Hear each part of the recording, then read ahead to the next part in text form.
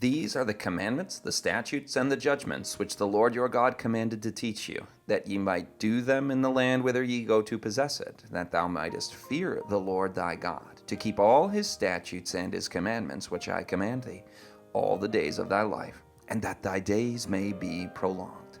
Deuteronomy 6, verses 1 and 2.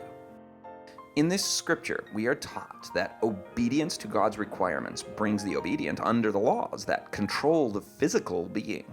Those who would preserve themselves in health must bring into subjection all appetites and passions. They must not indulge lustful passion and intemperate appetite, for they are to remain under control to God, and their physical, mental, and moral powers are to be so wisely employed that the bodily mechanism will remain in good working order. Health, life, and happiness are the result of obedience to physical laws governing our bodies. If our will and way are in accordance with God's will and way, if we do the pleasure of our Creator, He will keep the human organism in good condition and restore the moral, mental, and physical powers in order that He may work through us to His glory.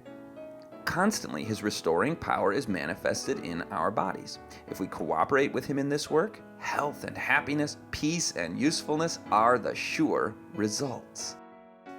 God gave these laws to Israel to preserve them in a happy, healthful state. If there had existed no Satan to tempt them, these special instructions would not have been needed. But unless the people had something to guide them, they would surely be led astray by specious devisings of the enemy of all righteousness. Their only safety was to be found in hearkening with all diligence to the word of the Lord.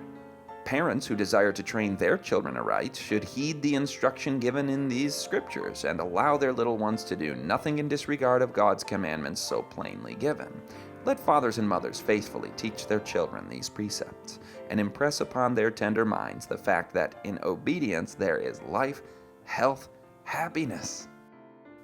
The great object we should always keep in view when obtaining a knowledge of God's laws is that we are to become acquainted with His will, in order that we may obey Him